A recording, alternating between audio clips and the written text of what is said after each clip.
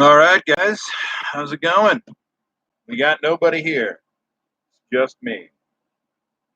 I can wait a second. I'm looking up jokes. For those of you watching on the video and not live, I'm going to tell you some pretty corny jokes. Um, but we got somebody. Sound off when you're here. Two people are here. Let me know who you are. Couple of quick things that have nothing to do with the devotional, but you may have seen, this is my little mini rant here. Ethan Lichty will get this. Thanks, Ethan. The Naismith Award was announced yesterday, and Obi Toppin from Daytona won it, not Luka Garza. How dare they? Luka Garza was clearly the best basketball player in college basketball last year. How dare you? Obi Toppin was good. So was that guy from Seton Hall. The Azubuike from Kansas was also good, but not better than Luka Garza. So hopefully Garza will come back now. We lost two people on my rant there about Luka Garza. Also, another mini sports rant for those of you who don't really care, but I'm going to tell you anyways. You might have noticed that spring sports, which makes no, they don't need to make a ruling over this, but NCAA said that the spring sports people were able to use this as a redshirt year. They were given an extra year. Their sports haven't even started yet, really. So, who cares? You don't need to even rule on that. Winter sports, however, we're told they do not get an extra year of eligibility. See what happened, obviously, for you people who don't care about sports, is that coronavirus hit, NCAA tournament was canceled, wrestling nationals were canceled, all the winter sports tournaments basically were canceled. And so people were like, hey, these people should have a shot at doing this again next year. And the NCAA said, nah, we're not doing that. Seriously? It's ridiculous. So winter sports, people like basketball, wrestling, no extra eligibility and no extra. And Luka Garza lost the Naismith Award. Brian, by the way, just texted me and said hello. So if Brian, you're still on, it's good to see you. Ethan, Tacey, and Andrew, brother-in-law, it's good to see you guys as well. I do have some dad jokes or corny jokes. I'm not a dad, so corny jokes. For example, ham sandwich walks into a bar. Bartender says, sorry, we don't serve food here.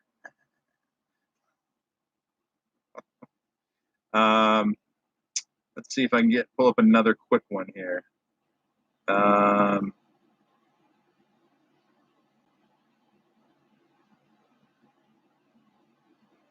Why did the Clydesdale give the pony a glass of water? If you have an answer, you have a guess, I'll let you guess. Why did the Clydesdale give the pony a glass of water?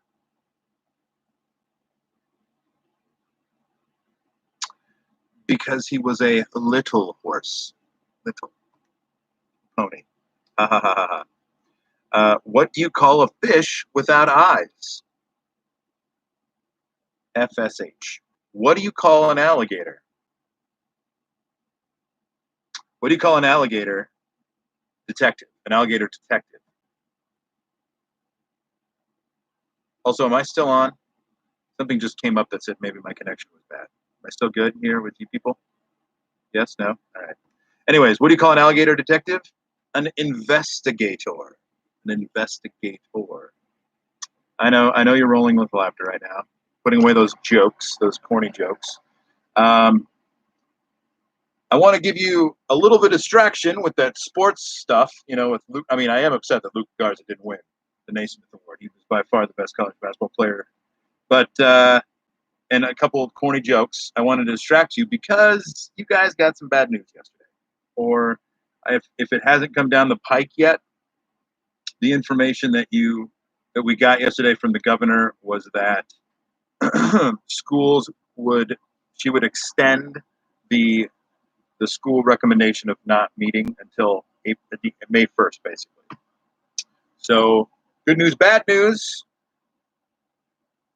This quarantine is going to be extended.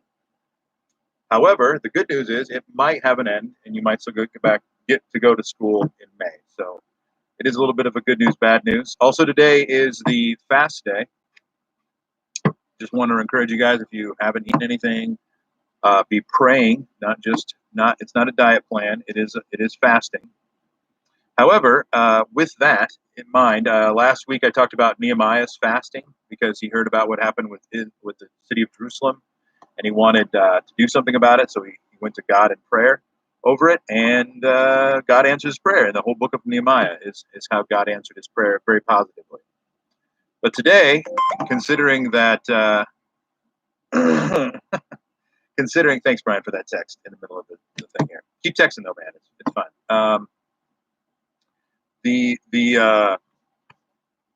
In light of the fact that many of us have been praying and even fasting on Fridays for the coronavirus to end, which obviously the end might be in sight, but it's not happening tomorrow. And for many of the students who've been praying for school to happen, this is the end of the third week of the quarantine. Next week was supposed to be the last week, and then you're going to go back on the 14th or whatever day it is.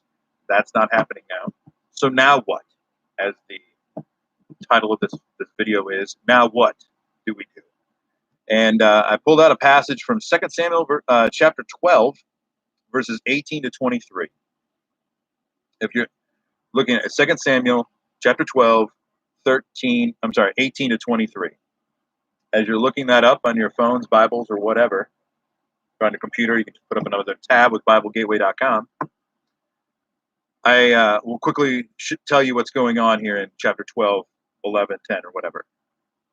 David has committed adultery with this woman named Bathsheba, killed her husband, and hid it by killing her husband and thinking that he got away with everything. That she got pregnant. It was obviously that something happened with her. She had sex, is what I'm saying. And her husband was away, so it was clearly not his. So David had her husband killed and then married Bathsheba and thought he got away with it. But the Lord obviously sees everything, sent the prophet Nathan to tell him, hey man, you didn't get away with this. God knows what happened and he's not happy with you. And in fact, the punishment that David was going to face was that his child was going to die. The child that was his with Bathsheba at that point. And so we pick up the story. He's obviously upset about this, and not at God, but upset that the loss of his child. So in verse 18, it says, "Then on the seventh day, the child died." And I should also tell you that he started fasting. Like his whole concept of like, okay, I've been given this bad news. Now what? Now what do I do? Well, he decided that he would fast and pray, hoping that God would change his mind. And then that's when we pick. So he's been fasting and praying, rejecting food, telling his servants, get out of here. I'm praying right now. And then in verse 18, it says, then on the seventh day, the child died. David's advisors were afraid to tell him. He wouldn't listen to reason while the child was ill. They said, what drastic thing will he do when we tell him the child is dead? When David saw them whispering, he realized what had happened. Is the child dead? He asked. Yes, they replied. He is dead. Then David got up from the ground, washed himself, put on lotions, changed his clothes, and he went to the tabernacle and worshiped the Lord. After that, he returned to the palace, and was served food and ate. His advisors were amazed. We don't understand you, they told him. While the child was still living, you wept and refused to eat. But now that the child is dead, you have stopped your mourning and are eating again. David replied, I fasted and wept while the child was alive. For I said, perhaps the Lord will be gracious to me and let the child live. But why should I fast when he is dead? Can I bring him back again? I will go to him one day, but he cannot return to me. So, David sees the situation as dire because God said, I'm going to take your child because of your sin. That is the punishment. And David says, well, I can pray about this, and I can fast about this, and try to get God's attention, and maybe he'll change his mind. And so he was almost like living like a madman, according to the servants, before the child died. But on the seventh day, after a week of it being alive, it dies. David then realizes, okay, now what? Before, when he's told the punishment, David's kind of saying, now what? He goes to the fasting and prayer. Now that the answer has come to him, Now what? And David realizes, I got to move on with my life. God made his decision. I have to live with that. I have to live with reality. What's really going on? I might as well eat. Might as well go back home. I might as well worship God at the tabernacle. I might as well continue my life. Similarly, this coronavirus, one of the reasons why we do the Fasting Fridays thing was because of the coronavirus. Maybe I should have done it before that, but the main purpose is to, again, get God's attention, pray, ask him for help, ask him for guidance, because and for many of you students, you were wanting to go back to school on time, maybe even sooner. That clearly isn't happening, and that's been extended. So now what? You just sit around and complain about it? You just, get angry and frustrated? No.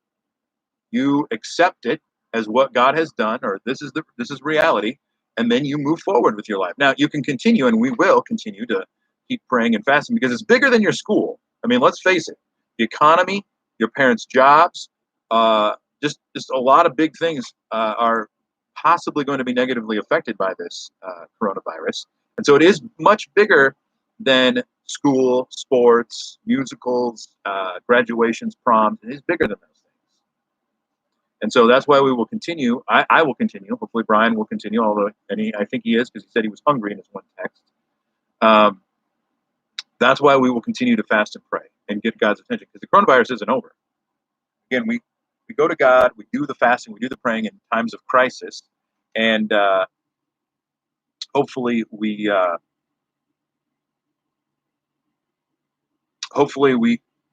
God will hear us. But then at the end of it, and this is the ultimate acceptance of what God has done. It says, "But why should I fast when he is dead? Can I bring him back again? I will go to him one day, but he cannot return to me."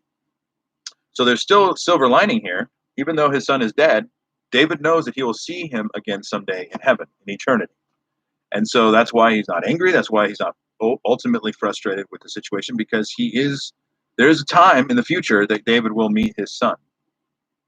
And there's still an opportunity for you guys to go back to school in May. There's still an opportunity for you guys to maybe have prom, maybe graduation. It definitely takes precedent over prom. And maybe you can get back to baseball or softball potentially. There's still that chance. And so we can still have the opportunity. We still have the opportunity to fast, pray, asking God for his provision in this way. But today is a day of accepting what is, that God's answered basically our prayers by saying, nope, school's not going to happen in a week. School, in fact, will happen in a month, maybe. Still, I mean, that's still on the table. But I wanted to encourage you that, number one, the earth's still spinning. We still living life, and I know you can be frustrated and upset, but ultimately we need to accept what the Lord's decision is on this, and there's nothing you can do. The governor could make a difference, and I guess your superintendent could make it, decide differently. But ultimately, you need to accept this because it's out of your hands, it's out of your control, and continue to pray, though. Continue to ask God for favor and help and guidance. But yeah, and that's our Fasting Friday for you. That's basically our devotional for today. Just a couple quick things. Number one, Monday, we're going to try to be doing that Zoom thing. I'll maybe do a test run with some people. I'll send you out some emails or whatever to see how the game thing would go. Maybe we can do another get together beyond that at another time, because again, we're now a month out from having youth group. This Sunday is services. I will try to do a watch party. Again, I don't know if you have church on a regular, if your church has online. If it does, I'm not saying you should skip that. But if you don't have an online service, then I'm going to post it on the youth group. I'm going to do the watch party thing on the youth group Facebook page, if you hopefully have that. And love to see you there. Comments and whatnot happening on Sunday. That happens at 10 o'clock. I'll probably start the thing at 5 till, 10 till, something like that. And yeah, please join us. Okay, it's worth your time. It's worth the effort of turning on your phone, hitting the Facebook app, and watching it. Okay, you literally don't have to get out of bed for this. This is almost the smallest amount of effort you have to put forth to go to church ever. So I would like to encourage you guys to join us for that. And Brian also texted me that he said maybe he would try to, Alex and I and him could get together sometime this weekend and do a kind of like a fun video or something. And that would be fantastic. So look out for that. Obviously we could post it to the YouTube page, but hopefully you get a notification if it's happening. So yeah, anyways, with that, are there any prayer requests? But ultimately, I will be praying for you guys. Continue to pray. Continue to ask God for provision, that we will have an end to this crazy scenario that we're living in right now. And I'm very thankful that we have YouTube. I'm very thankful that we have technology that keeps us together like this. So anyways, we're at 15 minutes, and I was hoping to keep it at 12, so I'm still a few minutes late on that. See you Monday, and it's Easter week next Monday. This Sunday is Palm Sunday. I don't know if you know that. That's the day that Jesus came into Jerusalem, last week before crucifixion. And so we'll probably do some Easter videos talking about what God did, what Jesus did on Monday, Tuesday, Wednesday, that kind of stuff. So anyways, see you Monday, noon, right here on the YouTube channel.